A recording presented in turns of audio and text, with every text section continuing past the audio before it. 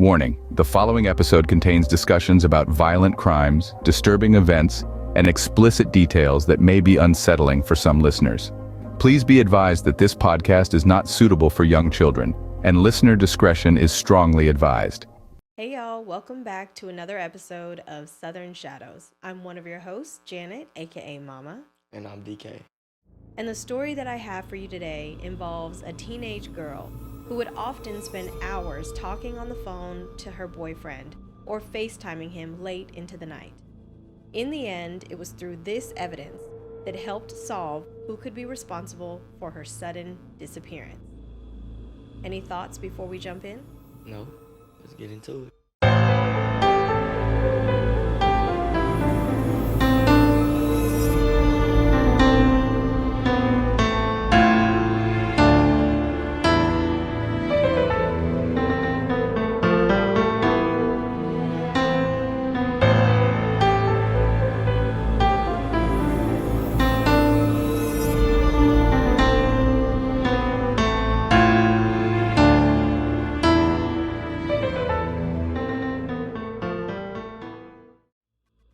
Today's case takes us to Berkeley Springs, a town in Morgan County, West Virginia, in the Appalachian Mountains.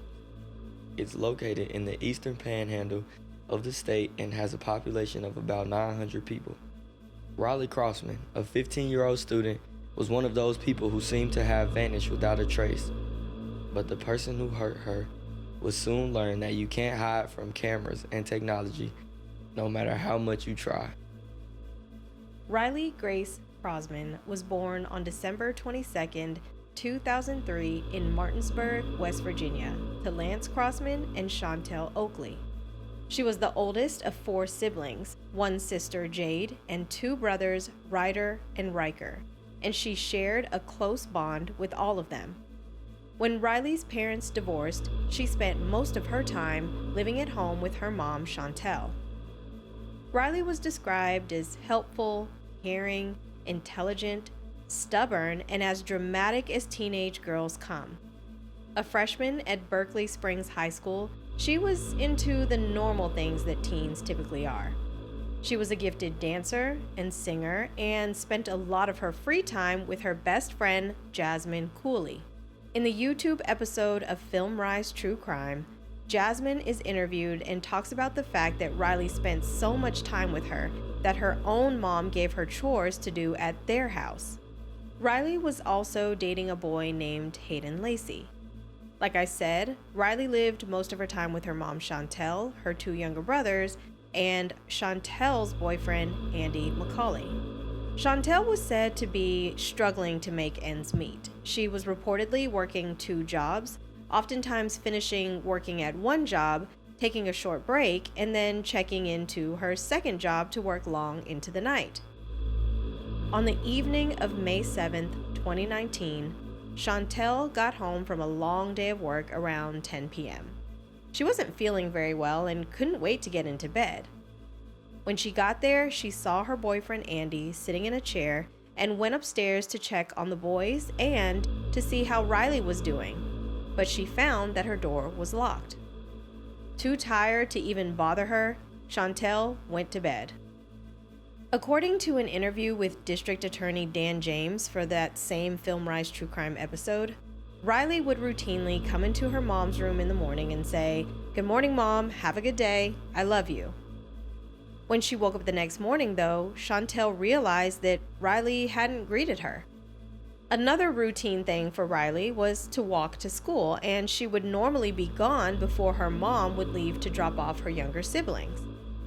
Chantel still doesn't really think too much about it and leaves to take them to school before heading into work.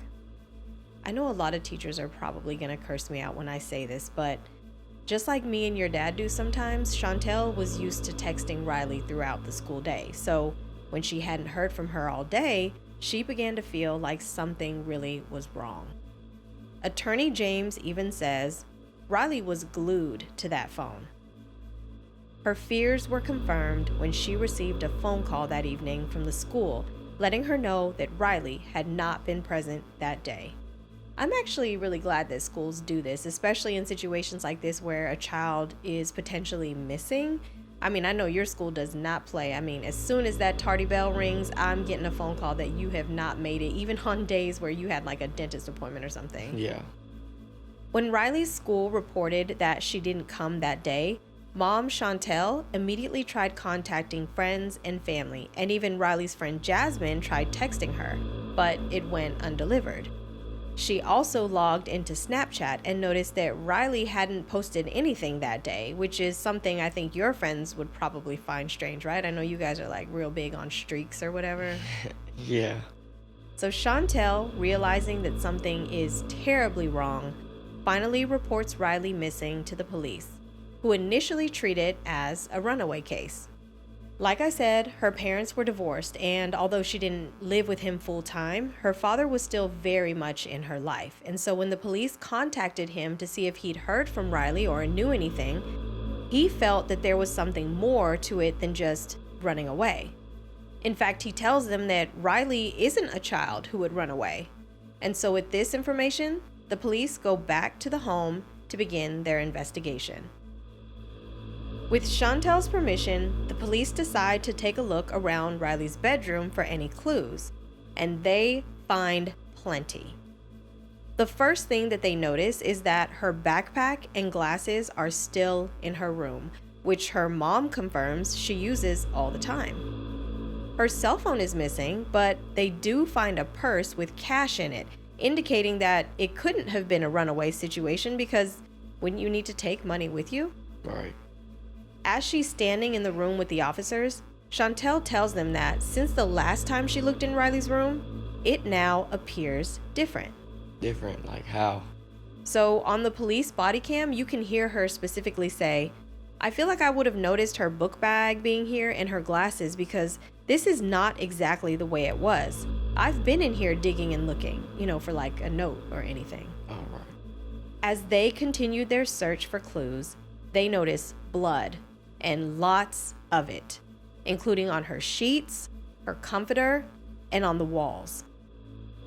Police collect and send the blood samples off for testing and launch a missing child investigation, searching for clues not only around her home, but also her school and any community centers that she might have gone to. Canine units were even brought in to track Riley's scent, like, for example, the route that she would take when she would walk to school. There have been cases where children were literally snatched off the streets. Yeah. But unfortunately, they didn't find any leads. Like we've talked about in a previous episode, the police even attempt to ping her cell phone, but they were unsuccessful. Since the phone had either been turned off or was dead, they weren't able to get any signals. Again, Chantel mentions that this is unusual behavior for Riley, who always kept her phone charged. This makes me think about the fact that I might need to get you a portable charger, because I can't tell you how many times I've looked on Life 360 and saw that your phone was like 10% charged, and it gives me so much anxiety to know your phone is about to die and you're not at home. I wouldn't say that many times. Every time I leave the house, my phone is kind of charged. I guess it has happened a couple times, but I usually leave the house charged. But I get what you're saying. Anyway, with Riley missing, police questioned the people who were in her house with her. All of Chantel's statements matched up, and her alibi was solid. Her younger brothers are also questioned, and their statements matched up with their moms about, going to school the next day without seeing Riley in the morning. It wasn't until they started to question Andy, the boyfriend, that they found gaps in the timeline of events.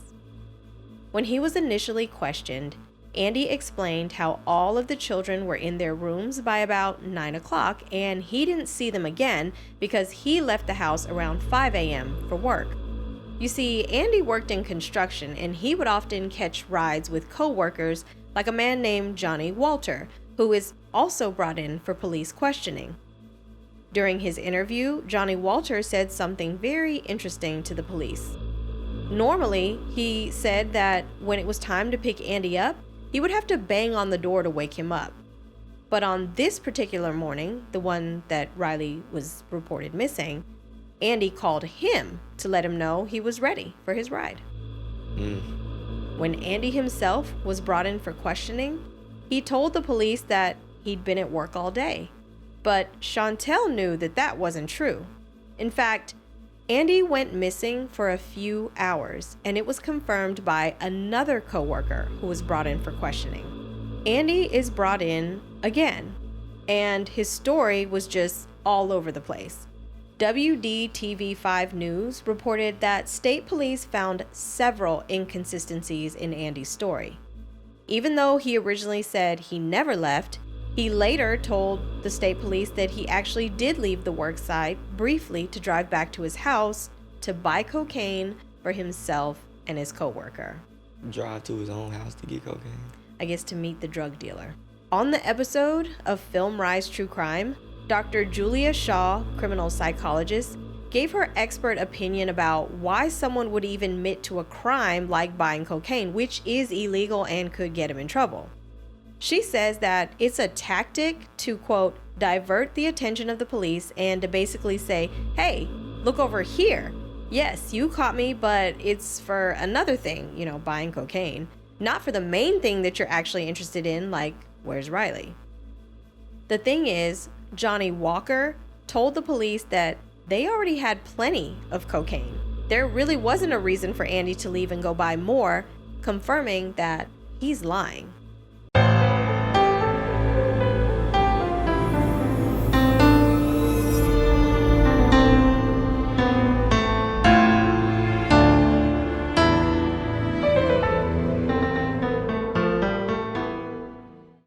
Dr. Shaw also mentioned something that I found very interesting. She says, quote, with guilty people, there's another problem. They often think that they're going to outsmart the police. And clearly, that's what Andy was thinking he was going to do with his whole cocaine story. So if police want to find out where he's been or what he'd been doing in that time gap, what's a tactic that they could use? Look at his phone. Oh, good. You are paying attention. The problem is, though, Andy claimed to have left his phone at home that entire day. So his exact movements couldn't be tracked, and the police had to find another way.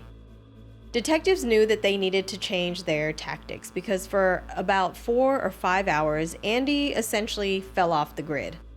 One thing that they decided to do was to canvass all of the businesses and homes along the route that his co-workers believed he traveled. You see, when Andy left, he actually got into one of the company work trucks, which was a green Dodge truck that had a ladder rack on the back. So the police asked several businesses and homes in the area to voluntarily provide surveillance footage. The first video, which was obtained from Hedgesville High School, was the first piece of the puzzle that detectives needed in order to figure out where he went that day. The reason this is significant is because this is the area that he was working that day, so they were able to confirm the direction that his coworkers saw him leave. It shows Andy leaving work in the company truck at around 8:15 a.m. And as Detective Fred Edwards stated, this was our starting point. We knew the direction of travel, and we knew that he was on Route 9. And that is where they began tracking him. Meanwhile, Riley's boyfriend Hayden turns over crucial evidence to the police. He showed them several text messages from the night before she went missing. Attorney James said that Hayden must have fallen asleep around like 10:30, but a series of text messages came through from Riley. On the podcast, The Cruel Tea, the host Lillian and Willow detailed the exact time that text messages came through. Investigators learned that at 11:01 p.m., Riley texted her boyfriend saying Andy was in her room. At 11:13 p.m., Riley texted him again saying that she was scared. The series of texts specifically say, Andy's in my room. Shh, don't say anything. He can hear. Because they were on FaceTime. And the final message that said, I'm scared, babe. But because Hayden was most likely asleep, he didn't see any of these messages until he woke up the next morning. When investigators were interviewing Andy the second time, they brought these text messages up and they said, What if I told you that the last messages from Riley to Hayden say that you had just came into her room and that she was scared? To which Andy states, I'd say that's crazy. Let's go back to the blood that they found in her room because we didn't really linger on it for too long. It actually showed that there was something extremely violent that took place. When the blood came back, it was a match to Riley. The blood that was on her pillow and her mattress, well, it was also mixed with saliva, leading investigators to believe that her face was forced down into the pillow as she struggled. Remember, her 2 little brothers are also home, so whoever did this to her clearly didn't want to wake them or draw their attention. Attorney James even says that the spots on the pillow look like the areas where her nostrils and her mouth would have been, but with DNA evidence, text messages, this still just isn't enough because the fact remained, there was no Riley. Obviously, suspect number 1 at this point, investigators are busy combing through all of the surveillance footage that they received from the local businesses and homes about Andy and his truck. After the first camera from Hedgesville High School picked him up, he's seen again passing by the Bank of Charlestown. About 1.5 miles down the road, he's picked up again on a camera belonging to the Murphy's Shell gas station. A little further down, he stops to get gas and is caught on camera walking in very quickly to pay for gas, literally like dropping it onto the counter, turning and walking out. At this point, investigators don't see him again, but as luck would have it, an ex-girlfriend of Andy's named Denise Deaver said that she saw his green truck back at the house that day, and it was backed all the way up into the driveway between the house and a shed that they had, and the driver's side door had been left open. So he went back to grab her body after everybody left? What makes you say that? Because Andy is already looking shady, and they have a shed. From movies, sheds aren't a good thing. There's nothing goes good in a shed, so. Well, what you're saying about moving her body is exactly the theory that investigators are starting to believe, but they actually think that her body was in her bedroom. Remember, her mom came home and when she went to check on her, the door was locked. Yeah. So now, officers needed to find evidence that Riley's body had in fact been transported in his work truck, and so they impounded it and brought in cadaver dogs to thoroughly search it. As you might have guessed, as Brandy Eggman and her dog Rock are moving around the truck, he alerts her to the bed, indicating that a body had in fact been there at some point.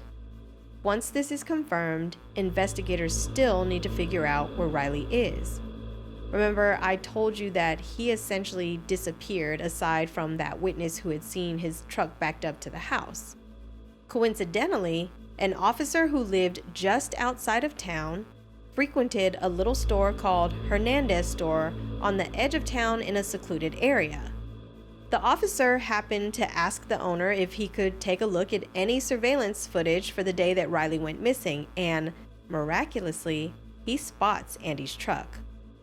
Since police know which direction he was headed, they pull one final camera from a home a little further down the street from Hernandez's. Straight ahead, Andy would have been traveling up a mountain, which was confirmed on the cameras captured by the residents. About 20 minutes later, it captures the same truck coming back down the mountain and heading towards town. Detective Edwards says that the only reason anyone would be coming up this way is because you either live in the area or you're trying to avoid traffic while traveling to this back creek to fish. Basically, there's no reason why somebody should be there. With this information, police and cadaver dogs started looking for Riley on May 16th, 2019, 8 days after she's last seen. As an officer was driving to the area, he noticed a lot of birds at a particular spot and could even smell a familiar scent. When he got out of his car and looked just over the hill, he saw Riley's body over a steep drop just east of Swinging Bridge Road on Tuscarora Pike. Brandy Eggman and her dog Rock were again brought in as part of the search team, and she's not only searching for Riley, but also other key pieces of evidence to help the case. She found a bunch of screws in the area that Riley's body had been dumped, and these were a match to the same ones that she happened to see on the back of Andy's truck.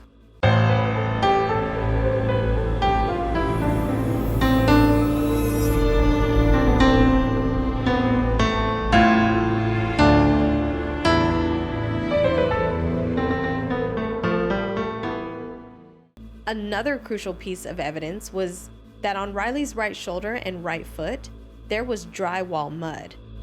This matched the drywall mud that was also found in the back of Andy's work truck. Now that her body had been found, and with all of the evidence from his truck, police knew that they had to get Andy into custody. Why wasn't he already in custody?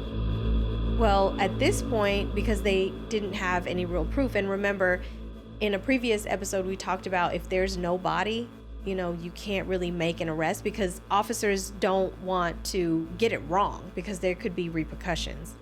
Do they know why he even did this? Or did Riley ever complain that Andy was mistreating her or abusing her or something? From what I could find, there hadn't really been any complaints by Riley about Andy, but here's what the police think. Police theorized that the night Riley went missing, Andy entered her bedroom with some sort of intent, possibly to sexually assault her. As she tried to scream, he began to strangle her and smother her face into the pillows, which was evident through the DNA traces of blood and saliva. When she died, he hid her body and made the room look normal when her mother came and checked on her. He knew he couldn't keep her body there all day, so when the coast was clear, he left work in a company truck to transport her body from home to the site up the mountain. We wouldn't even have known that he went into the room if it weren't for Riley telling us, or her boyfriend herself. Andy McCulley was indicted by a grand jury to stand trial for the death of Riley Crossman on November 4th, 2021. During the trial, the prosecutor, Attorney James, called several witnesses to testify, including First Deputy Chief Medical Examiner Dr. Petor Kubizek. I know I got that wrong. Please don't come for me. I apologize. Since it had been 8 days from the time that she was reported missing to the discovery of her body, Riley had already shown advanced signs of decomposition. Just a warning of graphic depictions ahead. But her facial skin, eyes, ears, brain, and lungs were not present. I'm thinking this was due to the fact that animals must have gotten to her body at this point. Remember when the officer saw the birds surrounding the area? Yeah, it's crazy. Because of this, an exact cause of death couldn't be identified. However, Dr. K confirmed that it was homicide by unspecified means. It was also brought up during the trial the fact that Riley's body was found with 3 thick, hard-to-tear trash bags. These are significant because another witness who was called to testify was Macaulay's boss and cousin, Howard. He confirmed that Macaulay asked for and retrieved 3 construction trash bags, and he did leave in his truck for approximately 4 or more hours, and didn't usually drive or leave work like that, according to the Journal. Throughout the trial, there are several recorded interviews that are played for the jury that basically show Andy lying to the police the entire time. He denies traveling up the mountain. He denies that those screws that were found by Riley's body were from his truck, and just everything. After deliberating for only 20 minutes, the jury returned with their verdict of guilty on all charges, including first-degree murder, concealment of a deceased human body, and child abuse resulting in death. As the verdicts are being read, members of Riley's family were visibly overwhelmed with emotion. I watched the verdict on court TV, and once it was read, they switched things over to what the judge called the mercy phase, which is basically where the jury will decide whether or not his mandatory life sentence would include the possibility of parole. Judge Deborah McLaughlin explains to the court that a first-degree murder charge is without mercy unless the jury decides to attach it. The jury essentially has to decide whether or not he can receive parole in about 15 years. All very technical stuff dealing with the law that I'm sure I got wrong, so please don't come for me because obviously I am not an attorney. The judge allows each side, the defense and the prosecution, to call a witness to basically plead for or against Andy receiving this mercy. After his attorney speaks on his behalf, it's Attorney James's turn, and he addresses the jury essentially saying, quote, "I ask that you deny any mercy in this case, just as Andy McCulley denied mercy to Riley Crossman." He then calls up Riley's father, Lance Crossman, to take the stand and address the jury. With very heavy tears in his eyes, he says, quote, "Riley was the type of child that you'd hope to have one day. She was kind and gentle and loving and full of life. Riley will be frozen in time to us. She will forever be 15 years old. The counsel mentioned that in 15 years, he, Andy, may be eligible for parole. She only got 15 years. So if this is a case of mercy, where was the mercy when he walked into her room, where she was supposed to feel safe? Where was the mercy when he attacked her? Where's the mercy when he put her in a trash bag and dumped her off the side of the road like garbage? Mercy was nowhere to be found in this crime, and I would ask that no mercy is given in this sentence. Andy showed no emotion, nor did he choose to speak during this time." The 12-person jury quickly returned a no mercy recommendation to the life sentence, so Andy will live the rest of his life behind bars. After the trial, Attorney James was heard saying that he believes Andy would have been a prime candidate for the death penalty if West Virginia had it. To this day, Andy still hasn't said a word about what really happened. As her mom, Chantel, said, only he can tell us what happened and why. On the same episode of Film Rise True Crime, Riley's friend Jasmine has sworn to live the life that Riley never could. She says, quote, "Everything I do is for Riley." While her friends and family mourn the beautiful soul that was Riley Crossman, some good did come out of it. As a result of the fact that Chantel didn't receive a call from the school until around 5 p.m. to notify her that Riley didn't show up at school that day, they have since changed their policy. Attorney James said that, quote, "The school system has changed its policy and made that phone call now go to parents earlier in the day," according to the Journal. So that is the very sad case of Riley Crossman. Do you have any final thoughts? Not really. I mean, it's, like I said, people are sick. Some people just make up in their mind that they want to kill someone, and that's kind of sad to think about. And it's also crazy that we don't even have an explanation of why, you know. And I know that she was feeling surprised because it was unexpected, because they say she didn't have any complaints about Andy, or that we know of. But it's just wow. Yeah. I have seen a few things online, people were being really hard on the mom, saying, how could you leave your children at home with a stranger, essentially. But I don't think that anybody should blame her mom. I mean, again, she was trying to make ends meet. She was doing what she had to do to make sure the bills were paid and that her kids had food on the table. And this was her boyfriend. This was obviously somebody that she trusted. And again, I didn't see anything online showing that Riley had ever complained to her mom before this. So how could she have known? Yeah. How could she have known? And so I don't think it's fair to blame her at all. And yeah, this was a very tragic case for sure.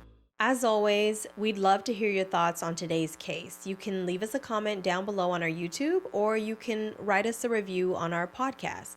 All of the source notes are available at southernshadowspodcast.com. If you have any cases that you'd like for us to cover, feel free to email us at southernshadowspodcast@gmail.com. Don't forget to check back next week for a new episode. See you in the shadows.